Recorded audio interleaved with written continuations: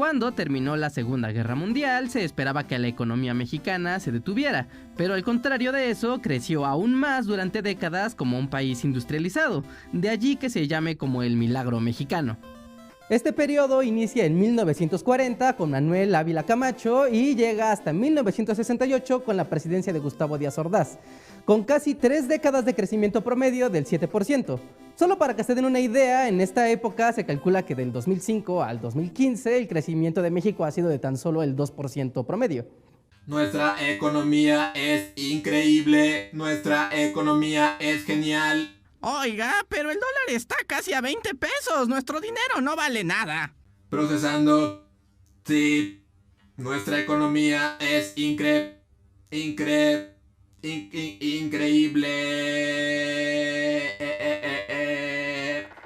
El milagro mexicano se hizo posible a partir de 1940 por las acciones del gobierno para administrar la economía en su conjunto, haciendo pactos con empresarios mexicanos y extranjeros para la inversión a cambio de beneficios.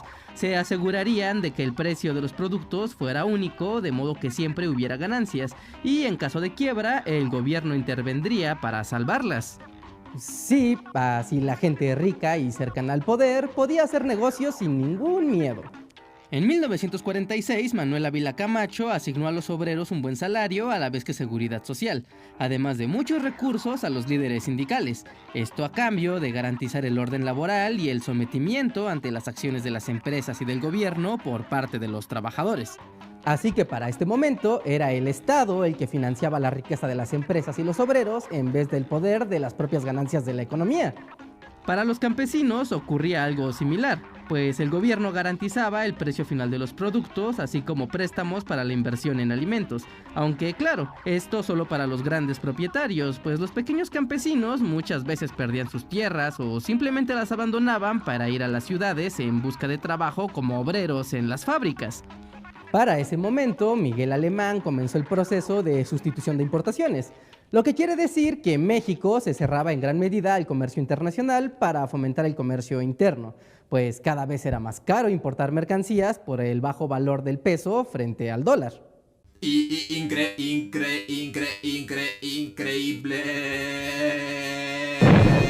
Para 1952, Adolfo Ruiz Cortines comenzó su sexenio con una fuerte subida en los precios de los alimentos que el gobierno no podía compensar, por lo que decidió devaluar el peso para aumentar las exportaciones mexicanas y disminuir aún más la importación de alimentos y mercancías que ahora tenían que producirse dentro de México.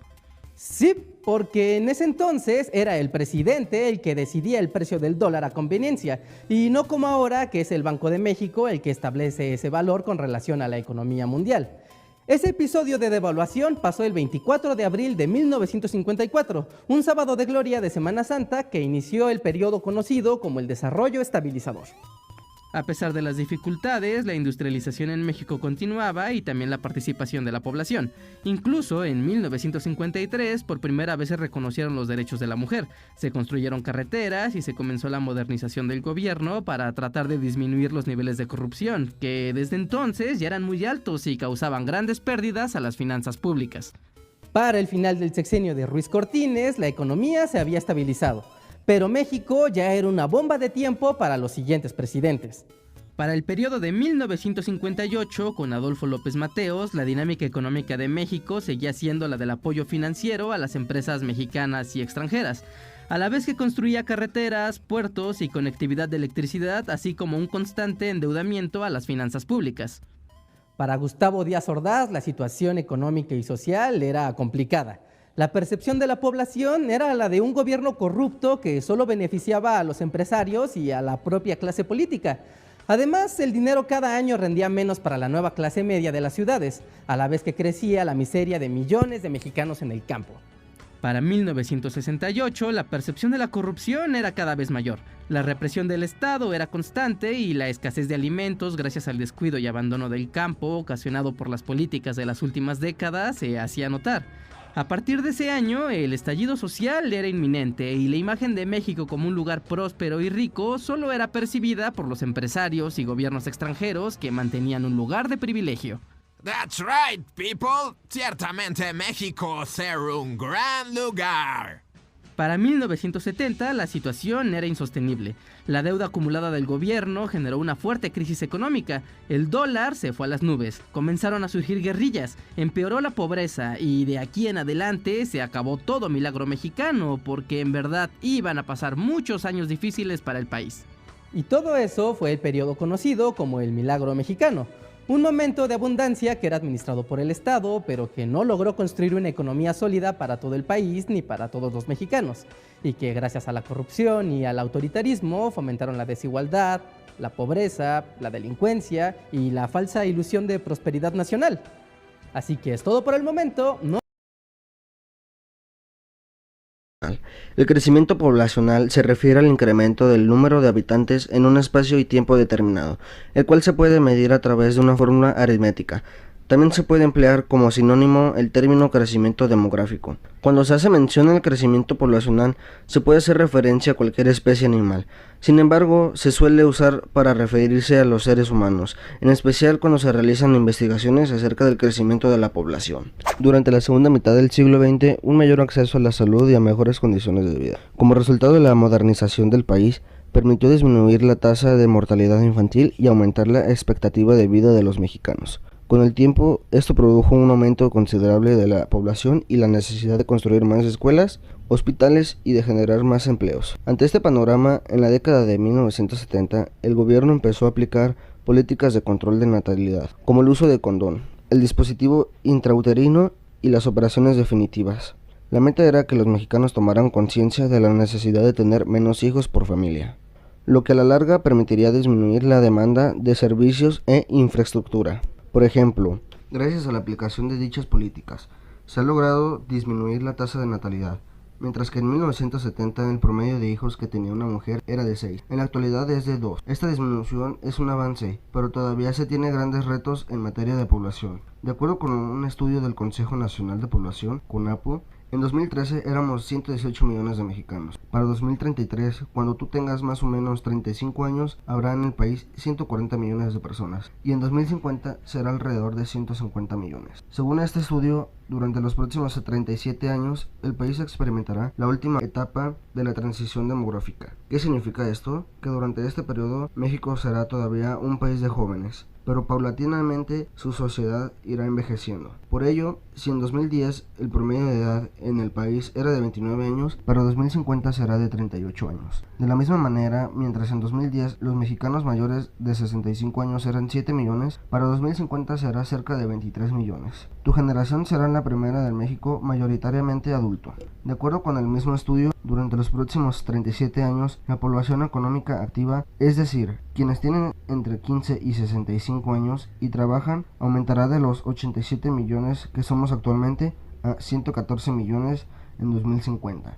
Esa es la gran oportunidad que tiene México para el futuro. Si se logra que una mayor población tenga mejor educación, mejores empleos y en general buenas condiciones de vida, nuestro país podrá enfrentar con más posibilidades del éxito el reto que representará el aumento de la población de adultos mayores. Algunas ventajas que tiene el crecimiento demográfico son que tienen avances en la tecnología, tienen más empleos, ampliación de territorios, nivel de vida elevado, aumento económico y competitividad. Las desventajas que hay en el crecimiento demográfico son que hay contaminación, ecosistemas destruidos, no se accede fácilmente a las escuelas y no hay trabajos porque no hay vacantes. Claro, inaugurados los Juegos Olímpicos de México, que conmemoran la 19ª Olimpiada de la era moderna.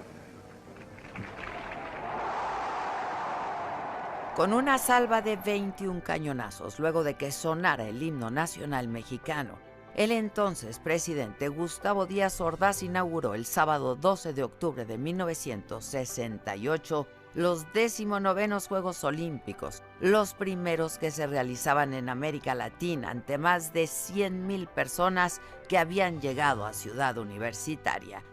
El país vivía un ambiente tenso y de incertidumbre porque 10 días antes de la inauguración en la Plaza de las Tres Culturas de Tlatelolco ocurrió la masacre del 2 de octubre cuando el ejército reprimió con violencia una manifestación de estudiantes. Según cifras oficiales, 30 personas murieron en ese ataque, mientras que organizaciones de derechos humanos reportaron hasta 300. Sin embargo, nunca sabremos realmente cuántas personas perdieron la vida, porque investigaciones especiales posteriores revelaron que los cuerpos fueron retirados en camiones de basura para ser incinerados. Ese sábado llegó al estadio la antorcha olímpica.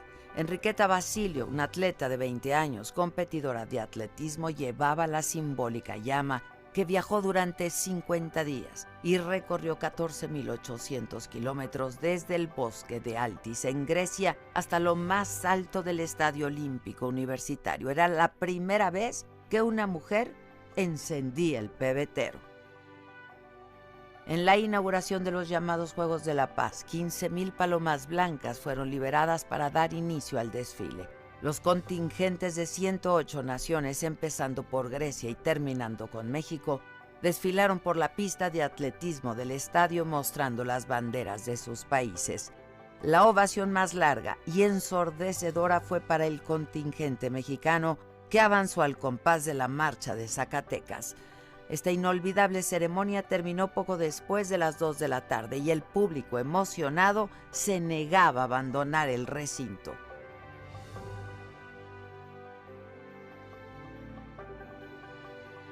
La Ciudad de México fue la sede olímpica del 12 al 27 de octubre de 1968.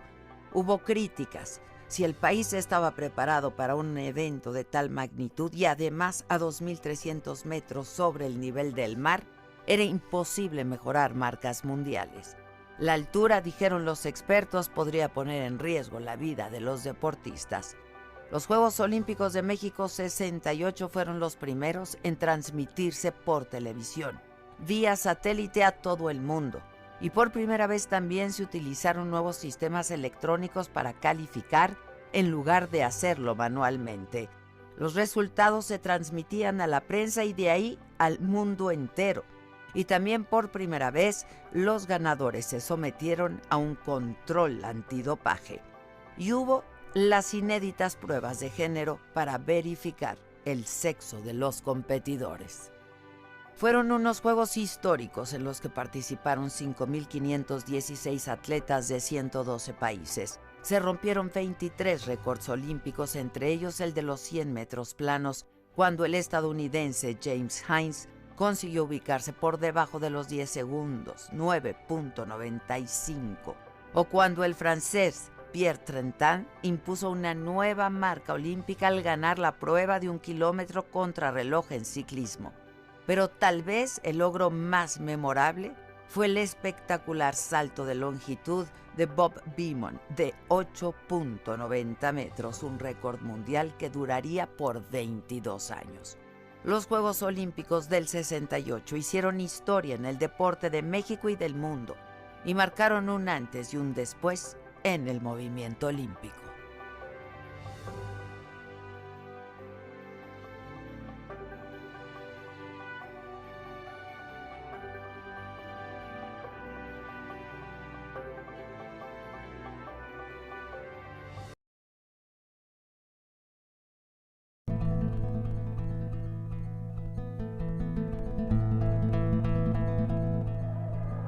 El 13 de agosto de 1968, 3 contingentes estudiantiles marcharon hacia el Zócalo de la Ciudad de México.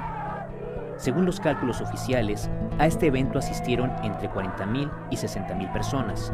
Sin embargo, la prensa calculó 180,000 y, de acuerdo con los propios manifestantes, desfilaron 300,000.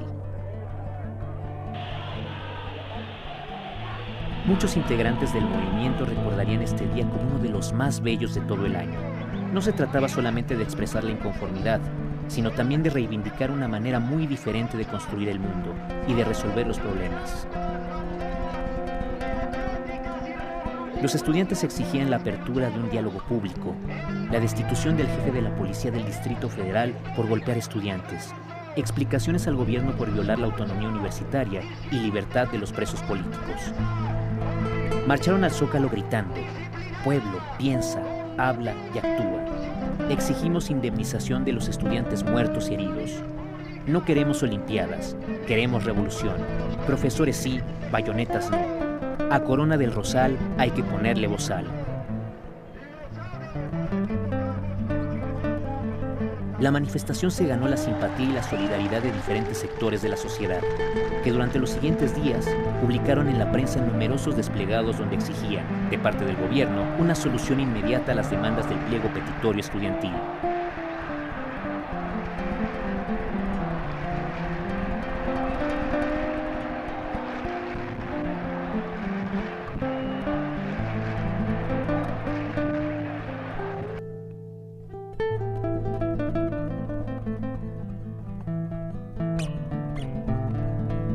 A pocos meses del inicio de las Olimpiadas, el gobierno miraba con sospecha y gran preocupación las protestas estudiantiles. La manifestación del 13 de agosto, la primera en entrar al Zócalo, fue vigilada y registrada en fotografías tomadas desde el Palacio del Ayuntamiento. El gobierno temía, casi paranoicamente, que detrás de los estudiantes hubiera un complot contra las Olimpiadas y líderes políticos ansiosos por usurpar el poder.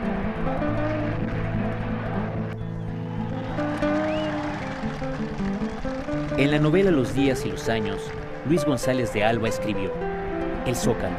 Su sola mención producía un cosquilleo de temor y animación.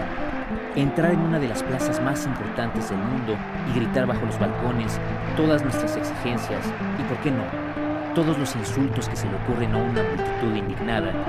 Pues, ¿qué esperaban? ¿Flores? Al finalizar el mitin cantamos el himno nacional y emprendimos el regreso por una ciudad desconocida, una ciudad nuestra.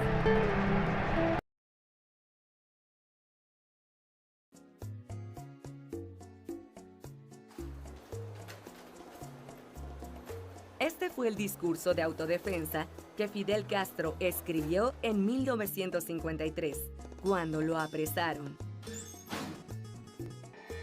En él, narra lo sucedido un año antes, cuando Fulgencio Batista encabezó un golpe de Estado y ocupó el poder en Cuba, eliminó el Congreso, desconoció la Constitución y reprimió con dureza a sus opositores.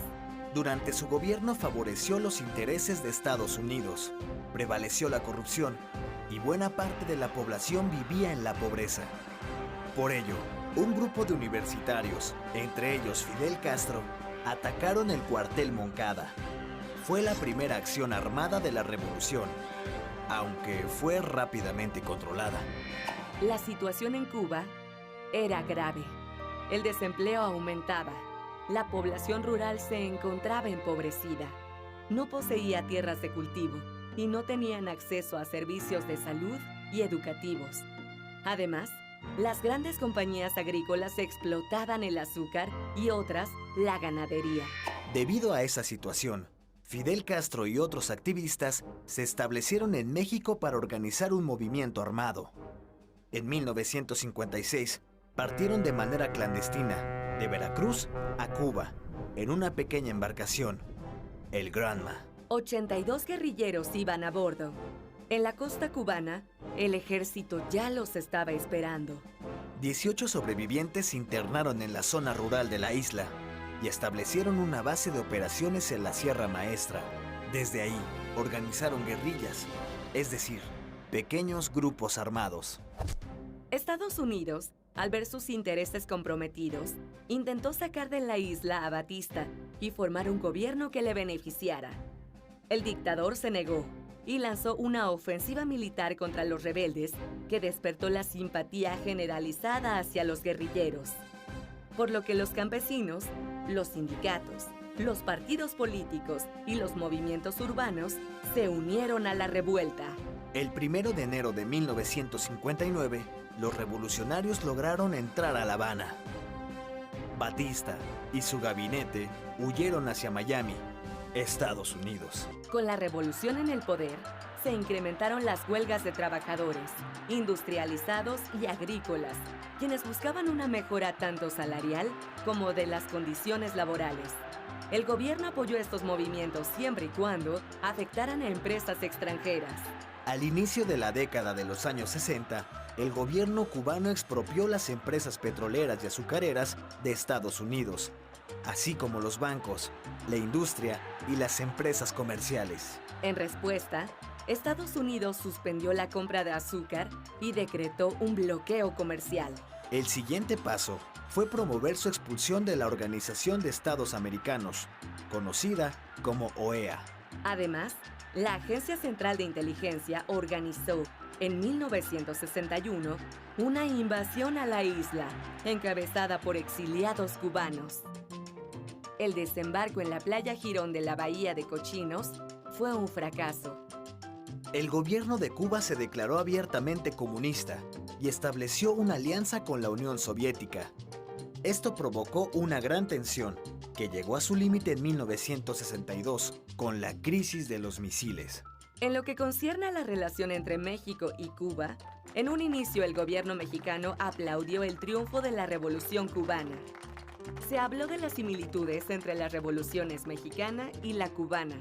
Sin embargo, en cuanto Fidel Castro estableció el primer gobierno comunista en América Latina, México se apresuró a tomar distancia y en 1962 fijó su postura ante la OEA, en la que defendía el derecho de autodeterminación del pueblo cubano, pero rechazaba la adopción de un régimen que no cumplía con las características de una democracia.